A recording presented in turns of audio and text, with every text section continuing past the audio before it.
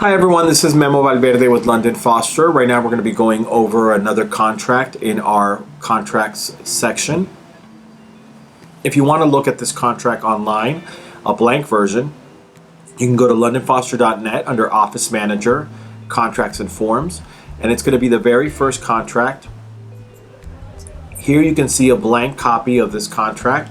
You can share this with your clients. You can download it, print it, email it, anything you want to do with it. We are going to be working out of this contract from Form Simplicity. So what we're going to do is we're going to open up our Miami RE, which is www.miamire.com. We're going to open up our dashboard. And from our dashboard section, we're going to be opening up a couple of things. First, we're going to open up our matrix. Then we're going to be opening up IMAP.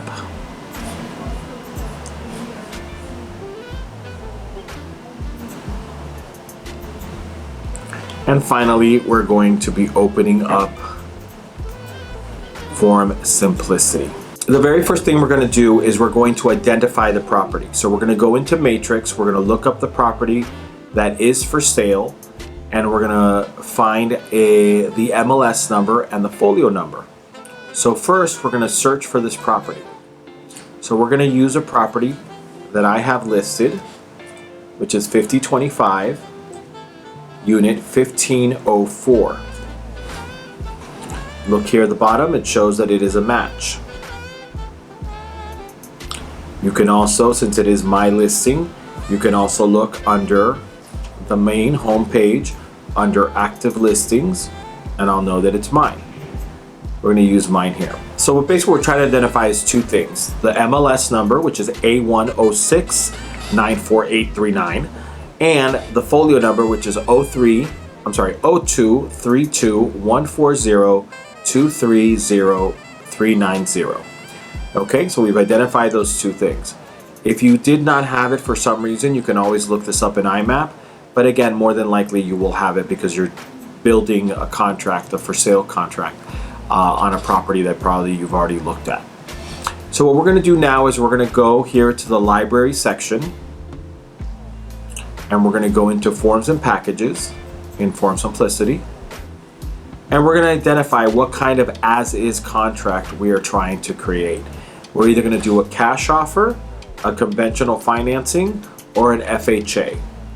Okay, so we're going to do a conventional financing. Obviously what changes is only the financing section, but we're going to go ahead and create it from here.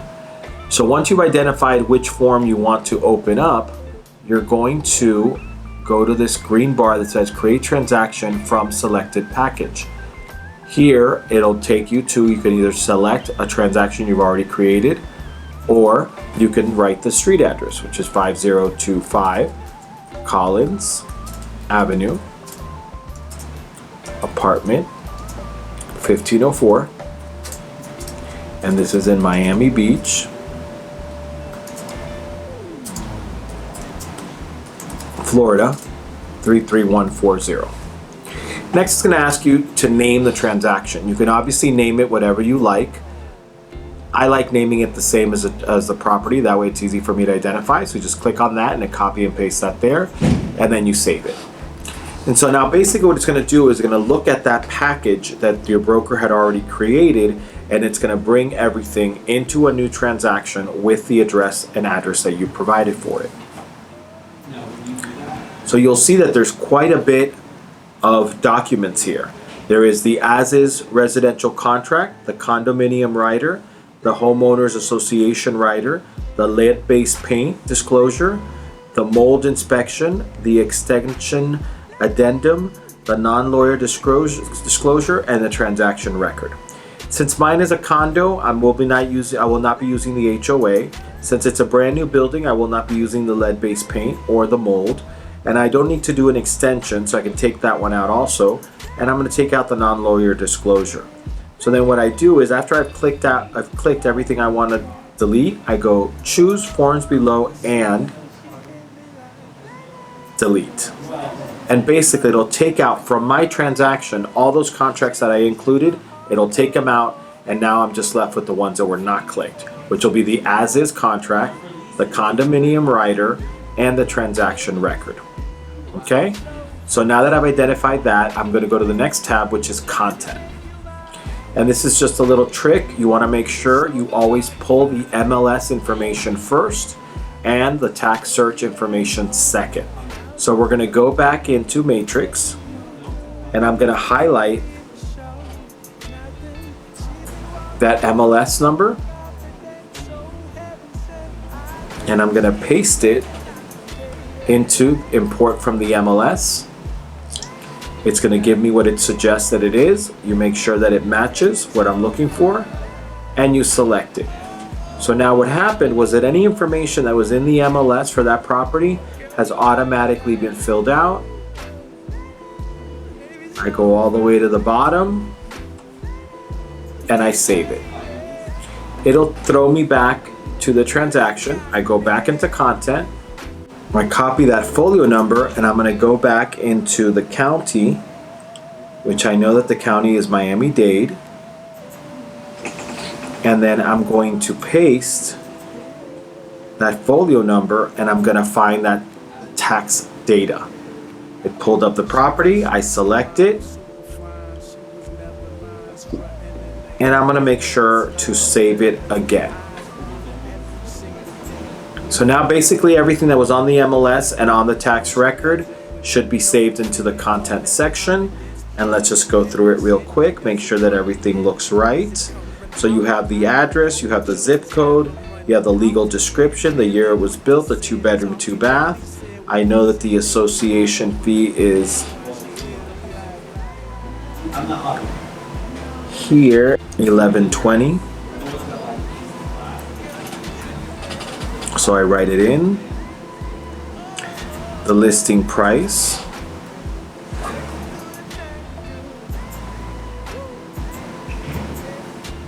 Okay, and let's pretend that we're buying this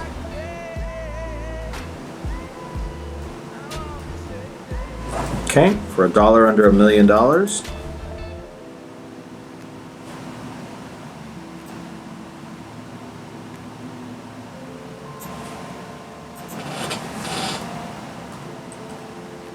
I'm going to write in Bobby's email.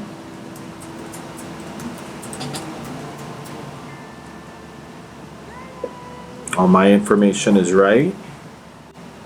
I'm going to write in the buyer's information. Her name is Jane Smith, and her husband's name is Bob Smith. Okay, and you'll see here that it adds them together. If I knew their address, their email, I would write that in. I want to make sure that it shows London Foster, 3%, broker ID, broker email, and I'm going to go ahead and save this. So now that I've added to the content, everything is saved in the content section, and what I'm going to do is I'm going to go individual one by one on each one of these contracts and identify that everything is right and what else to write in. I'm now going to go into the as-is residential contract for sale and purchase. So again, we tried filling it out from the content section. We're going to have filled out the majority of the contract. I'm just going to go over some of the lines on some of the items that you'll have to add in addition to what is already there.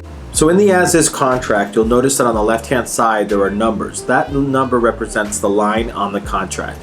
If you see something with an asterisk, that means that by law there has to be something filled out there. If you don't have any information, just simply write NA. But if you look here, you can see the seller's information, the buyer's information, the address of the property, the county, tax ID, legal description. Simple. As we go down, it talks about private property. Personal property.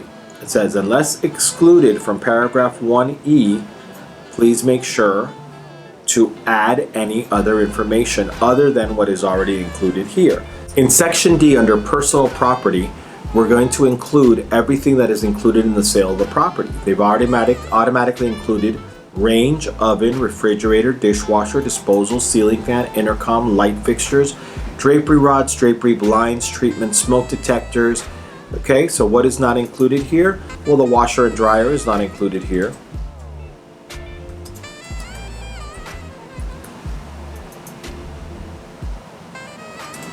Microwave is not included here. So if you do have those, you want to make sure you write those in. If there's a wine fridge, if there's a Nest, or anything else that you think is of value that is included, you want to make sure you put it in there. If there's something that is excluded, like for instance, you don't want the refrigerator there, you want it removed from the property, you need to make sure you disclose that. And that's going to be the first section. Under the second section, we're going to be working on the purchase price. The purchase price has already been established. We said it was $999,999, $1 less than $1 million. But what we're going to identify now is what monies are being put and when. So the very first amount, which is usually considered to be the earnest money or the escrow funds, you want to make sure that you identify how much that is and how many days after the contract is executed we have until we're going to give that money. It's a very common question that people ask, what's the right amount to give in earnest money? Well, that obviously depends on what it is that you're doing. If you have a deal that you're buying in cash, does it really make a difference whether they give the cash today, in 3 days, in 10 days, or at the closing in 30 days? You probably want to make sure that you give up as much possible today so that the offer seems strong. If it's financed, then it also depends on what the financing is. If you're doing 80% financing and 20% is what you're going to be bringing to the table at the closing, does it make sense for you to give all 20 on the third day? Probably not, but you do want to make sure that you cover a good amount. As a realtor, your goal is to make sure that at least your commission is being put into that first earnest money, so you probably shouldn't take anything less than 5% if you're making 3% of the sale. And if you're making 6% of the sale, you probably shouldn't take anything less than 10% as the earnest funds.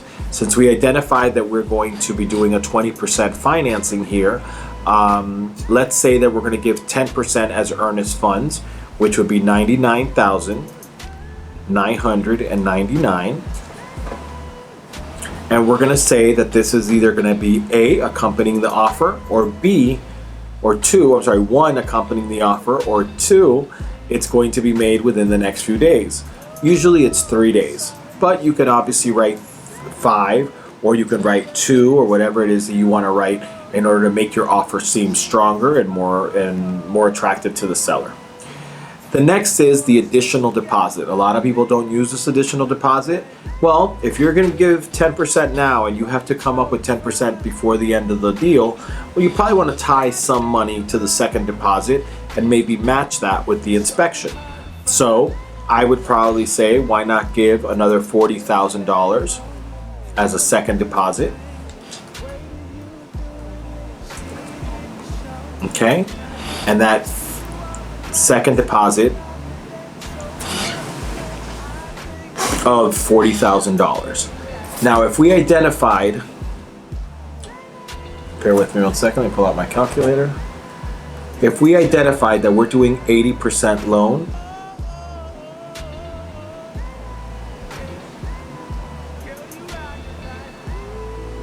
that means that the loan amount is going to be $799,200. Okay, so what have we identified so far? We know that the sale price is $999,999. We know that the earnest money or first deposit is going to be $99,999. We know that we're going to do an additional deposit within 10 days of $40,000. We know that the financing is $799,200. And that means that the balance that has to be brought at closing is going to be $60,800. It's important to list this information and make sure that everybody's clear on it. That way there will be no mistakes made. Time of acceptance. If we know that today is the 24th and we're making this offer today, I would probably give 2 or 3 days. Probably the 27th would be the latest that we would accept a an offer, because we want to make sure that we move on this quickly. Closing date, depending on your transaction. If you're doing a cash deal, can you close in 2 weeks? Absolutely. If you're doing a regular mortgage, more than likely be closing anywhere between 30 and 45 days. So if I know that today is June 24th, I more than likely will not be closing before July 24th. So maybe I would say August 14th. And again, this depends on your buyer, and it's something you want to discuss with them in detail. These sections right here talk about the extension of a closing, occupancy, and possession. If the property is subject to a lease, in other words, there is a tenant there that needs to move out or that needs to live out the contract, you need to make sure you check that so that the title company knows that they also have to deal with someone who's living inside the unit. Assignability. Assignability means that this contract, the buyer can assign it to an LLC or they can assign it to another buyer. Usually that's not very attractive to a seller. So if you don't really need to do it, then don't request it. It's just one more flag or one more warning or one more thing for the seller to look at. In regards to financing, Section A, if you click it, it means that you're making an all-cash offer. We're going to be doing a conventional loan, so we're going to click on letter B under line 86. We're going to click conventional loan. If it was an FHA, you would click here. If it was a VA, you would click here. If it was something else, you would click here. You're going to say that usually 45 days is what someone requests to secure a loan. If you leave it blank, automatically it's 30. I put in 45 days simply because I want to protect my buyer. The next section under line 88, you're going to ask, you're basically trying to identify what kind of loan you're getting. So you want to make sure that you advise whether it's a fixed loan or an adjustable loan, or it can either be a fixed or adjustable loan. You want to put in what the interest rate should be. This is a way out for your buyer. So usually you put like a high number, like 7% or something like that, simply because if for some reason something were to happen tomorrow in the market and the interest rates shoot up to 10, your buyer should have the right to say, you know what, this was not what I was expecting. I want out. And then you want to make sure that you say how much time he has to find out about his credit worthiness. And so you want to write in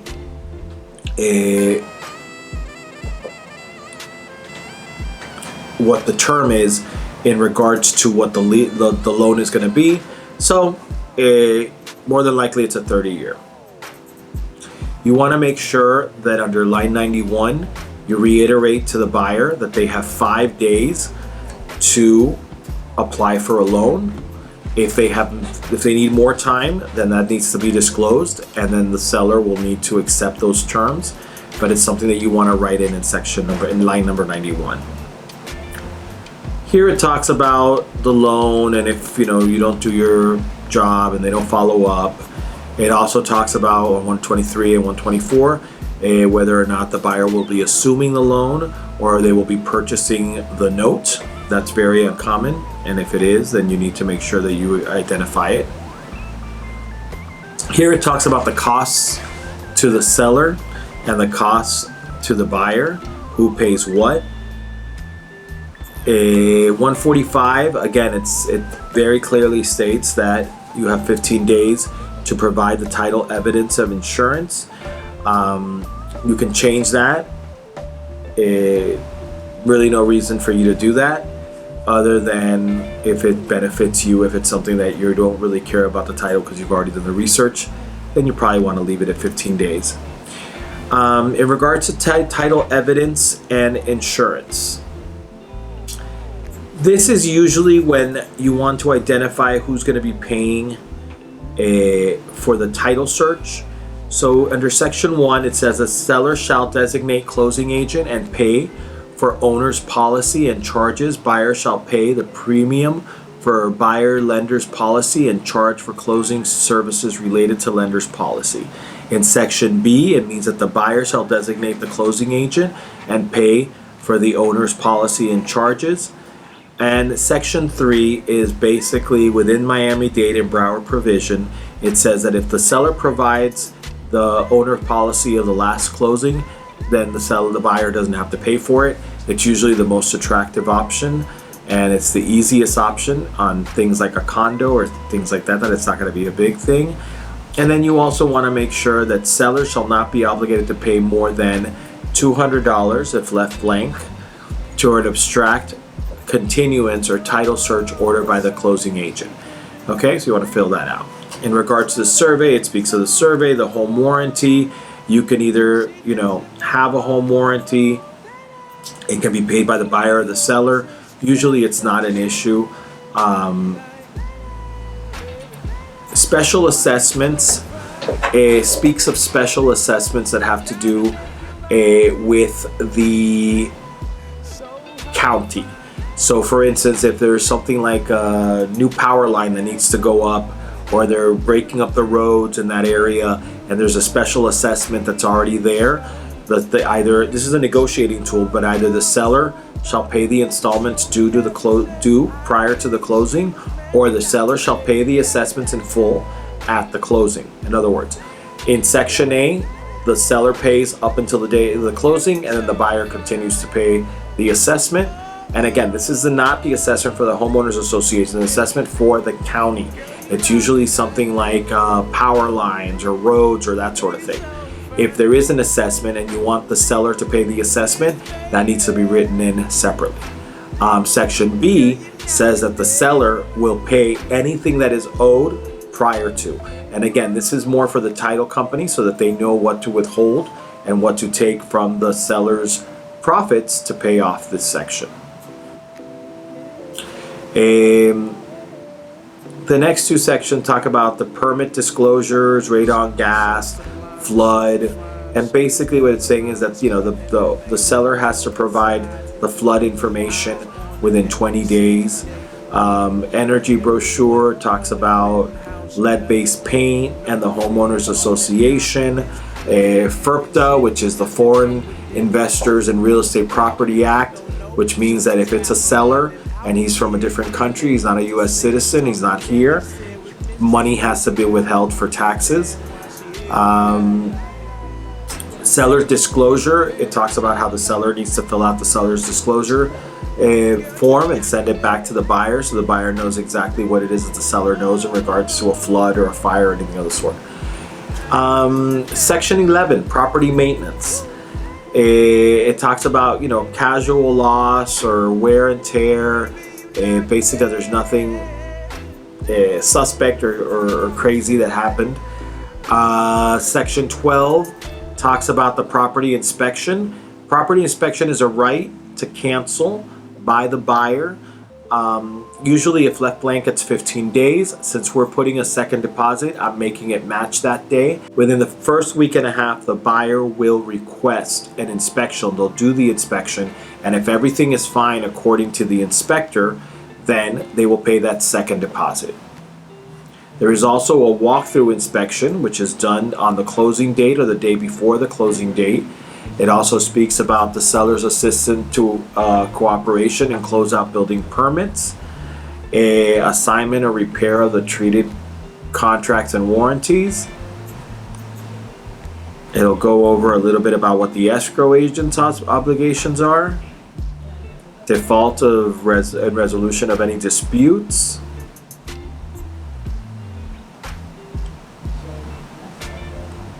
speaks a little bit about title, but all of this is standard. We won't be filling any of this out. We won't be changing any of this. Prorations and credits, in other words, how they calculate the day of the closing, who gets to pay what. 1031 exchange. It's going over all the different sections of the contract, which we have no bearing over, until we get to the addendum and additional terms. Here, you can do a condo rider, which we're already doing. You can do a homeowners association. These are all the number of riders you can do. We are not doing any of these. We're only doing the condo rider. But you can do any of these. You saw that lead-based paint was checked. Obviously, this building is new, so it's a non-issue. We're going to click a condo rider. And here we get to the additional terms. These additional terms automatically are filled in for you.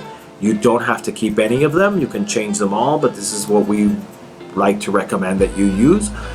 Here it talks about you being a transaction broker in this deal. If you're not the transaction broker, then you need to change it.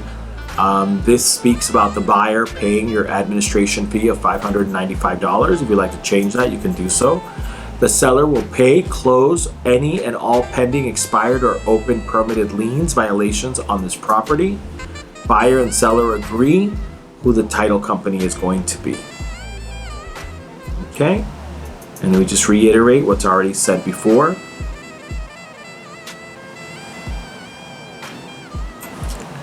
And then here, what you want to do is you want to fill out the buyer's information.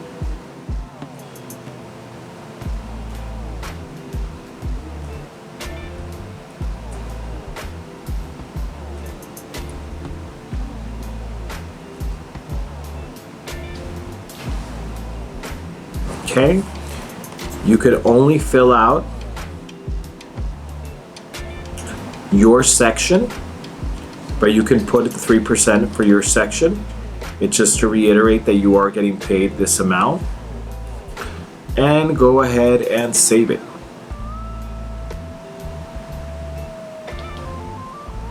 Let's close this. Okay, so now the condominium writer. We're going to open this up. The condominium writer reiterates who the seller is, who the buyers are. It reiterates what the address is. And basically, this is something that the association, you need to know whether or not the association, this is usually filled out by the seller. So you want to make sure that the seller fills out all this information about the assessments, anything that's there, they want to fill it out. So we just go over it real quick, save it, and close it. So what you're going to try to do now is you're going to try to attach a PDF of the MLS of the listing as proof that not only are you being compensated at 6%, but that all the information that was provided on the MLS is true, and that's the reason why you created this contract under these terms. I would also attach the tax information. Therefore, it says who the seller is and who is entitled to sell and what the folio number is. It's just a reiteration of what you're doing. So we're going to go ahead and we're going to do this. Okay, so we went ahead and saved that as a PDF. So now we're going to go back into Form Simplicity. And you have two ways of uploading this. You can either email it to yourself, or you can go under Files, Upload a File, choose it,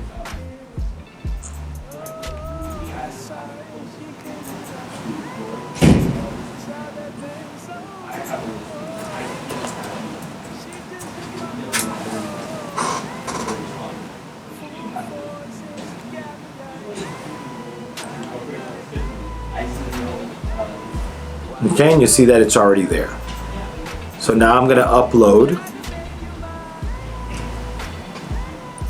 the IMAP file.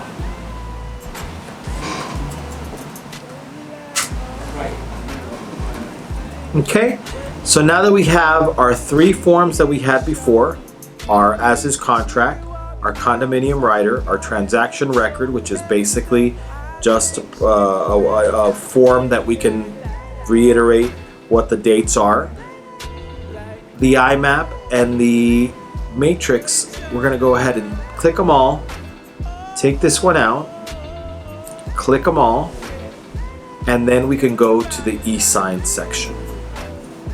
And under e-sign, we're going to go ahead and create a session. Once it all uploads, it's going to take you to the screen that says e-sign should automatically open a window. If it did not, you have to click on here. And so basically that'll take you to the e-sign section.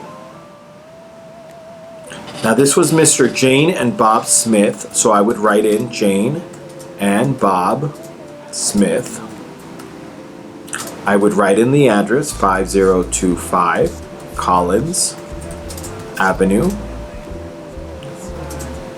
apartment 1504,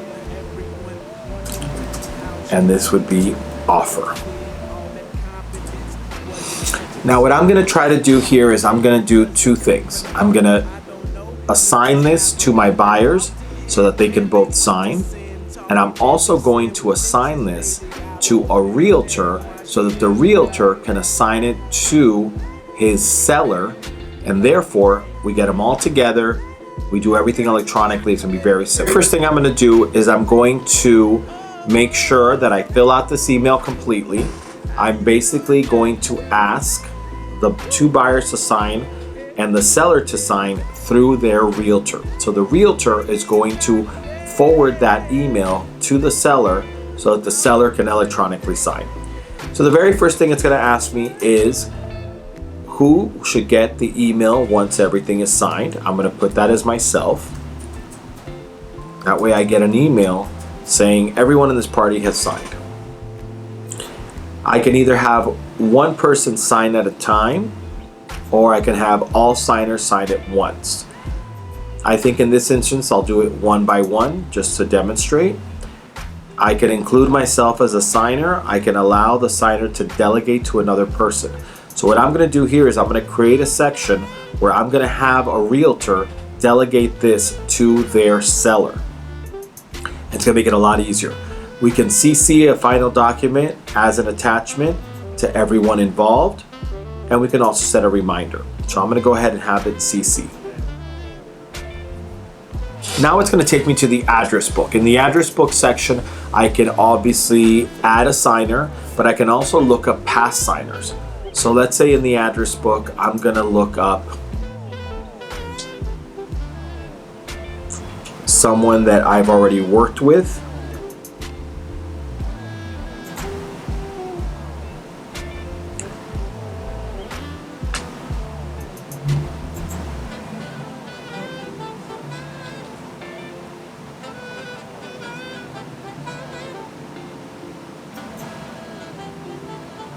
Okay, and I'm adding them to that section. I can also add a signer, which I said was going to be Jane Smith.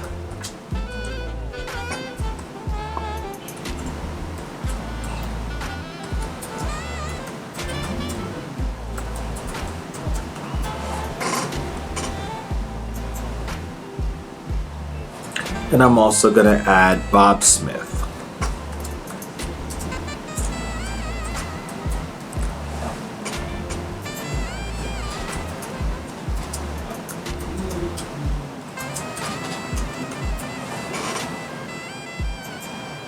Obviously, I'm using fake emails. This is Bobby's email and my email. It's just so we have a way of addressing it. So the very first thing is I'm going to make sure that Bob Smith is the first person to sign.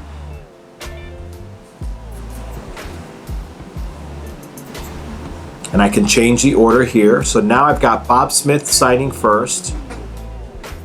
Then I'm going to have Jane Smith signing next.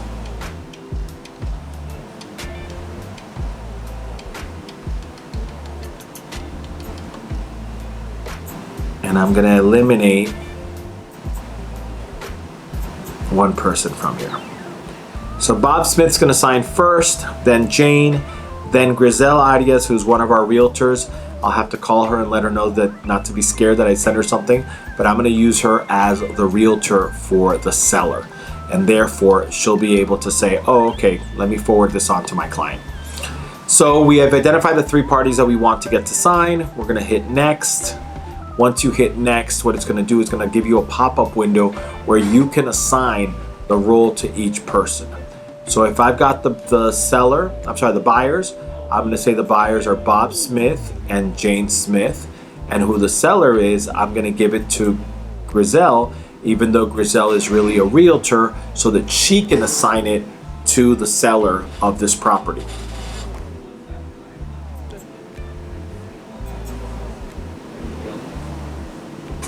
Once that's done, it's going to take me back to all of the forms that I put in there, all the contracts. I click on the master cell to highlight all of them, and then I hit next. And now it's going to take me into the contract, and if you look, we're going to have a little drop-down menu where I have the option of adding in the name of. In other words, I can add a signature, an initial, a date, a field, whatever it is, under Bob Smith, under Jane Smith, and under Grizel. So let's go under Bob Smith first. And we're gonna look over this contract real quick, make sure that everything looks right. If you look at the bottom of page 1, it's showing me here that Bob Smith has a place to initial, Jane Smith has a place to initial, and so does Grizel, which she can later on assign to the seller. If I continue down, I'll be able to see every single section where the initials are necessary. Should be at the bottom of every page, one by one, until we get to the section where you have the signatures. And here you have Bob Smith, Jane Smith, the date for Bob Smith and Jane Smith, and as the seller, Grizel Arias, even though we know that she's the realtor because she's going to assign it. Let's say, for instance, there was something here that I forgot to add, that I wanted to add. I can add text in this section.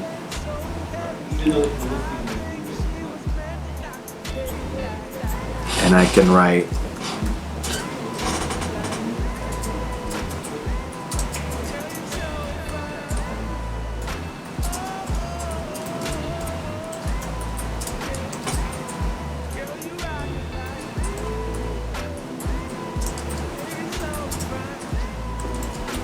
their address, for instance, simply. Again, it has all the initials.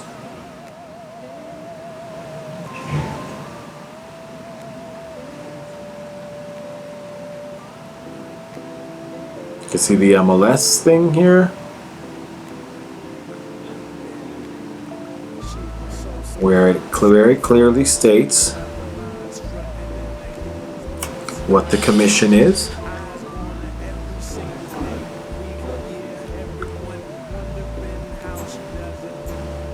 So if you want to reiterate it, you can reiterate it there. You'll go to next. Okay, so now it's going to take you back to that page. Let's say, for instance, let me go back real quick and I can show you guys something real quick. Let's say, for instance, on page 1, I decide to change something. Let me change something on page 1. Okay. Let's say I decide that I don't want to include the nest. Okay, so I want to cross it out here. Because I crossed it out, I need to make sure that I get initials from everyone. So I'm going to add an initial from Bobby Smith. I'm going to go to the drop down menu, change it over to Jane Smith, add the initials for Jane Smith, drop down to Grizel, even though I know Grizel is not going to be the seller. I'm sorry, the seller. But I'm going to make sure that she has the ability to assign it because I crossed that out. Once I've done that, I can then move on to the next section. And now that I've moved on to the next section, it's just going to reiterate it. I just need to make sure that I skip that section, go to the next one. I can obviously review it, and you can see here where everything is listed. In the first page, you can see where my signatures are there. I hit next.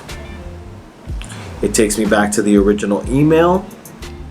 Just double checking that that's exactly what I want to send out. And I'm going to go ahead and send it out. Once I send it out, it sends me over to the signing session information, which I'm going to go ahead and close out of. But once I go into Form Simplicity, I can go back in to the transaction, go into History, click on the status, and click on here, and it'll bring me back to that section. That's what's going to tell me what's going on. Here I know that I've invited Bobby Smith, and as soon as Bobby Smith signs, then it'll go to Jane, and once Jane signs, it'll go to Grizel. I can also look at here at every single step that has been taken on the transaction, any contract that I've done in the transaction. So this kind of is like your hub to double check your work. Okay, so now let me go back into my email, and I should have gotten a notice in my email that says that Guillermo Valverde has invited me to sign. So this is what your client will see, what the buyer will see. And the buyer will go to review and sign. Let's say Bob Smith's name is not Bob, it's Robert. He can go in and sign as Robert. Just make sure that it matches whatever it is that is in his driver's license. Robert can also change his signature so that he picks something that's a little bit more attractive to him. Okay, Robert needs to agree to the consumer disclosure and press start. It's going to reiterate what every color means on the contract. Signature, form fields drop down, checkbox, initials, dates. Just press got it. Robert would then go to start. Click on the first one. Then press next. Click on the next one. Then next. The next one. Then next. And progressively continue down until he has initialed and signed every single section. Obviously, this is much easier than him having to print it, sign it, scan it, email it. Here, we're going to be signing his signature. We're going to be reiterating the date. And we're almost done. And here, when you finish signing them all, it's going to tell you, all required fields have been completed. Would you like to complete the signing session? You say yes. And so now what's going to happen is that automatically, once this person, Robert, has finished signing, it's going to say, congratulations, you completed your assignment, you finished signing, you're done. Okay.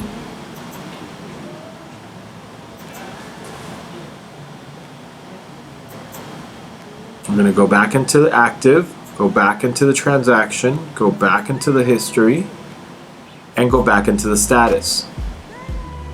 And there, you'll be able to see that Robert Smith has signed, and it is now, see, Bob Smith has signed, completed, and it is now invited to Jane Smith. And if you wanted to see the information for him, you can see it there. And here in the transactions, it'll say, Robert Smith signed, Jane Smith has been invited. So that pretty much concludes the as-is contract. What we went over today was how to find the as-is contract in londonfoster.net under My Office, Forms and Contracts, so you have a copy of the blank one if you need to review it with your client. We also helped you identify it within Form Simplicity under the library, under Forms, and we have it there under the Forms section as an as-is contract. You identified whether you're doing a cash offer, a conventional loan, or an FHA.